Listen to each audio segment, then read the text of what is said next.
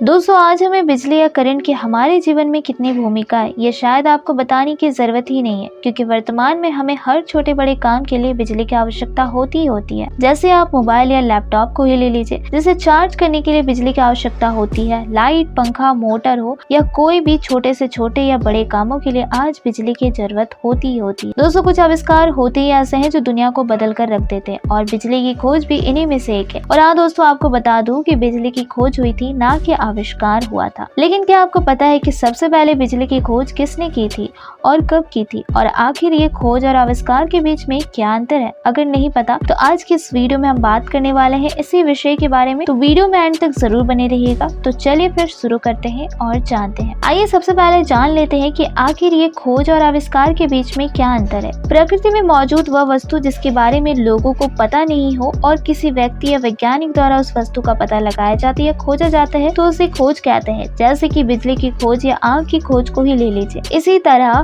आविष्कार उस वस्तु का किया जाता है जो प्रकृति में पहले से मौजूद ही ना हो और किसी व्यक्ति या वैज्ञानिक द्वारा उसे बनाया जाता है। जैसे आप मोबाइल या कैमरे का आविष्कार को ले सकते हैं। तो चलिए अब जानते हैं कि बिजली की खोज कब हुई थी। बिजली की खोज में कई बड़े बड़े वैज्ञानिक का योगदान रहा है। बिजली की खोज किसी एक वैज्ञानिक ने नहीं की है, जबकि इसकी खोज के बाद कई वैज्ञानिक ने पीढ़ी दर पीढ़ी इसमें सुधार किया है और इसे बनाने के नए नए तरीकों का आविष्कार किया है। लगभग 600 ईसा पूर्व एक महान वैज्ञानिक थेल्स ने पता लगाया कि कांच या अंबर के टुकड़े को रेशम से रगड़ने पर उनमें ऐसी शक्ति आ जाती है जो अपने से हल्की वस्तु जैसे कागज के टुकड़े को अपनी तरफ आकर्षित करती है। अंबर को ग्रीस में इलेक्ट्रॉन कहा जाता है, इसीलिए थेल्स ने अपनी कुछ रिसर्च करने के बाद अपनी इस खोज को इलेक्ट्रिसिटी का नाम दे दिया। इसके बाद बिजली की खोज में कई वैज्ञानिक अलग अलग तरीके से बिजली बनाने के तरीके खोजने लगे। उन्हें पता था कि बिजली को इस तरीके के अलावा और भी कई तरीकों से बनाया जा सकता है। इसके बाद 17वीं शताब्दी में इलेक्ट्रोस्टैटिक जनरेटर का आविष्कार हुआ और पॉजिटिव और नेगेटिव करंट की खोज हुई थी।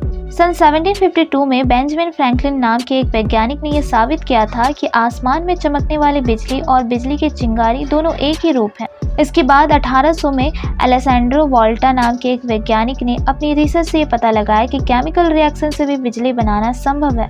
माइकल फैराडे के इसी सिद्धांत के बाद करंट पैदा करने वाले जनरेटर का आविष्कार हुआ और इसके बाद 1878 में थॉमस एल्वा एडिसन ने फिलामेंट बल्ब का आविष्कार किया। इस प्रकार बिजली की खोज हुई और इसे बनाने के तरीके में कई सारे वैज्ञानिक और केमिस्ट का योगदान रहा, और इन्हीं की बदौलत आज हमें इतनी आसानी से बिजली का इस्तेमाल करने को मिल रहा है और हमारा जीवन इतना सरल हो गया है। अब अगर बात की जाए भारत की कि भारत में बिजली का आगमन कब हुआ, तो चलिए आइए इस बारे में भी जान लेते हैं। भारत में सबसे पहले बिजली 1879 में कोलकाता शहर में आई थी और भारत में सबसे पहली बिजली बनाने वाली फैक्ट्री भी सन 1899 में कोलकाता में ही लगाई गई थी। इसके बाद सन 1905 में दिल्ली में डीजल से बिजली का उत्पादन शुरू किया गया और इसके पश्चात धीरे धीरे दूसरे शहरों में भी बिजली का उत्पादन होने लगा। तो इस तरह से दोस्तों बिजली का आविष्कार किया गया। उम्मीद करती हूँ कि आपको वीडियो अच्छी लगी हो। वीडियो अच्छी लगी हो तो वीडियो को लाइक, शेयर और सब्सक्राइब करना बिल्कुल मत भूलिएगा।